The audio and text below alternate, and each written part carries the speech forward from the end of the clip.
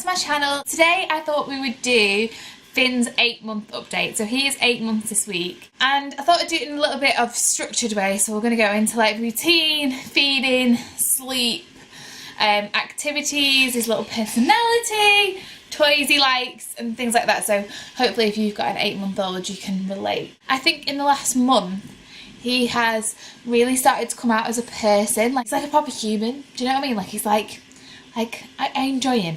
So he will wave now sometimes, bye bye. Although God knows I've tried to film that and the second, oh, bye bye. See? So never mind. You'll have to take my word for that. He waves. He'll sort of clap hands. He'll go like, which is kind of clapping hands, right? He will say da da da da da da da. He won't say mama, despite the fact that I grew him and look after him on a daily basis. Not in context, like, so he won't see Paul and go da da. But he'll just sort of go da da da da da and bumble quite a lot. So loads of little like physical developments like that. But firstly, I want to talk about his routine. So we have always gone by the take Finn's lead in terms of routine. We've never really looked at following a Gina Ford or a too structured routine. We've kind of gone with the flow with him. So at the moment, Finn wakes up at 5 o'clock in the morning and has a bottle. He then goes back to sleep until 7:15. I think he has an alarm clock in there because those times were always like bang on. And at 7:15 he will get up, or he will start making noises from his cot, and I will go in and get him up. We usually go downstairs and I will feed him breakfast. So he'll have had a bottle at 5 o'clock, then I feed him breakfast, and then I'll get him dressed for the day. And he goes down for a nap about 9 o'clock, usually between half an hour and an hour. He has lunch about 11:30 to 12, and then he will nap in the afternoon between 12:30 and 1:30, usually for about half an hour. Tea time is about 5 o'clock, 5:30, and then he will go to bed between 6:30 and 7. He goes down, and we can put him down awake, and he'll usually soothe himself to sleep. If not, a good bout of Twinkle Twinkle Top Tip. We got a song like that. Everyone must have a song like that like their kid is obsessed with. So that is routine. The next thing I want to talk about is feeding. So I have done many videos on this. Weaning has not been my friend. It's been a bit stressful. At the moment, he gets up at 5 and has a bottle. He'll have a 7-ounce bottle at 5 o'clock and he'll drain the whole thing.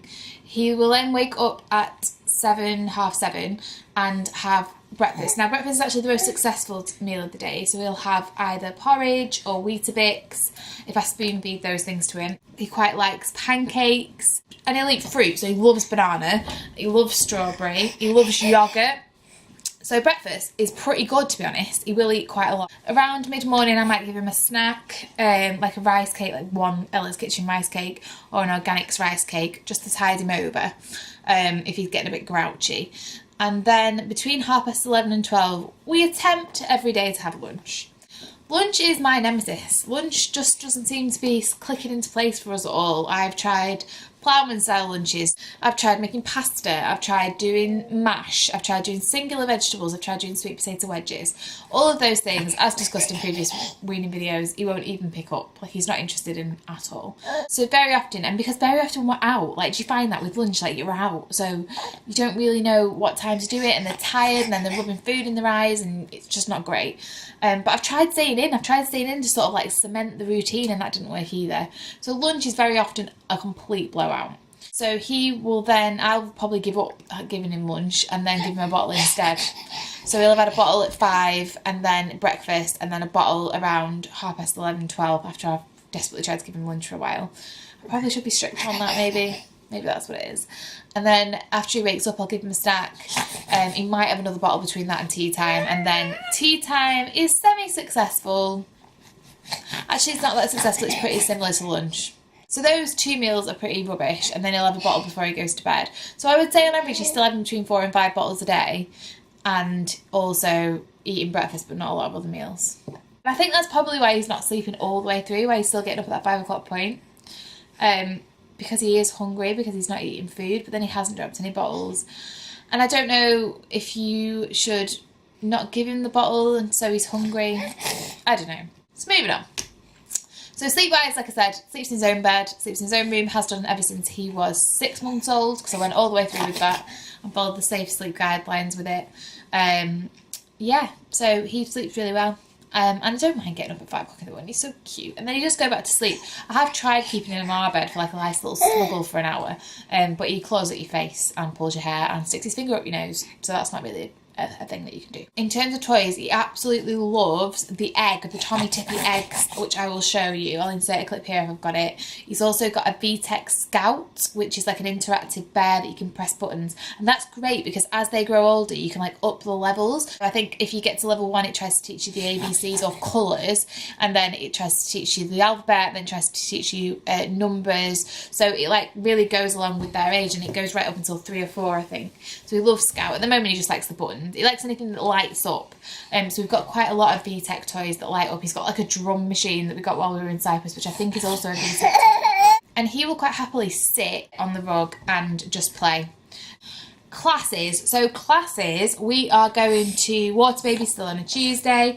I really like it. It's a lot of faff for half an hour, as I've said before, because you have to get them dressed and you dressed, and everyone's wet and everyone's damp and everyone's tired and hungry after swimming. But it is worth it, I think. So we're still going to Water Babies. We're going to Baby Sign on a Wednesday at Tiny Talk in South Manchester, and we are also doing Messy Monkeys. So my mum started taking him to Messy Monkeys, which is basically like messy play. They play in water, sand, mud, you name it, paint. He painted us a little picture with his little footprint. It was so cute. I would say that I've stopped doing a lot of the mum fit stuff that I was doing. I think I've got to an age with him now where I need to stop doing classes for myself because he's just not happy entertaining himself that long, and so it's time to kind of do classes for him more. I did classes for him in the beginning. I did like baby massage, and we never did baby sensory, but I did quite a lot for him in the beginning. But I just don't think that he'd sit for an hour anymore. He's just too active, and he can't crawl or anything yet. He's not showing any signs of crawling, but he can sort of army roll everywhere. So yeah, I've kind of stopped doing that. Plus it's winter and you can wear jumpers now and no one can tell how fat you are underneath. In terms of me and 8 months postpartum, I'm pretty much down to the weight that I was before he was born. Everything's fine, and the only thing that I would noticeably different is that my hair has fallen out a lot, and I saw the Georgia edit had done a video on this week. It's really quite shocking how much hair falls out, like clumps of hair. I emptied the plug hole the other day and I can't even tell you, like it is a lot of hair, and it is quite shocking, and my hair feels really thin. And in pregnancy it was so nice, like it was so thick and lovely, and now it really feels limp and awful. So I'm contemplating chopping it off, but then I'm like, well, is that just the classic mum thing to do, like chopping your hair off when you have a baby and you have a short mum bob? So yeah, that has been hard. Like losing your hair is hard, and I think it's something that you don't really think about. Like she's right when she was saying on her video, like pregnancy throws loads of rubbish at you. Like you have to grow a baby and put weight on, you get piles and stretch marks and all these different things, and then you have to go through the pain of birth and recovery, and then after that your body's like, oh, should we just throw in hair loss to make you feel better? Like it's just not great. There should be some perks to this, there really should, other than obviously like a lovely baby. So yeah, he was getting a little bit touchy, and also he's just chewed my shoulder, so I've got a really wet shoulder. So in terms of personal situation, I have quit my job, and I'm going to do a whole different video on this, I think, and I have done a blog post on it, which I will link down below. So I decided to resign from my job. My job was very full on. The hours were at least sort of 10-12 hours a day, and a lot of it would have involved travel to America, which obviously isn't practical with a baby. I worked in marketing.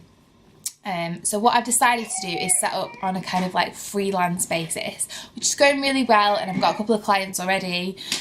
So kind of doing like freelance marketing, writing, content, all that sort of stuff.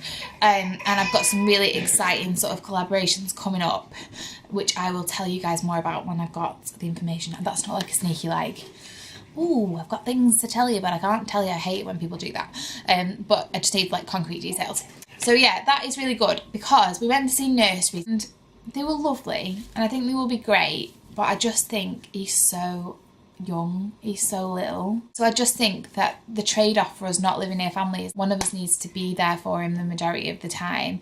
And it makes sense because Paul earns more money than I do for it to be me. I just think if you've got the option, then you've got to make the decision that's right for you. And the decision right for us is that I have a job that works around him.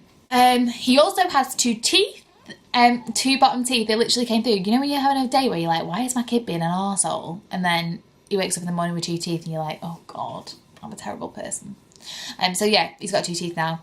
And they're just at the bottom and I keep forgetting to brush them.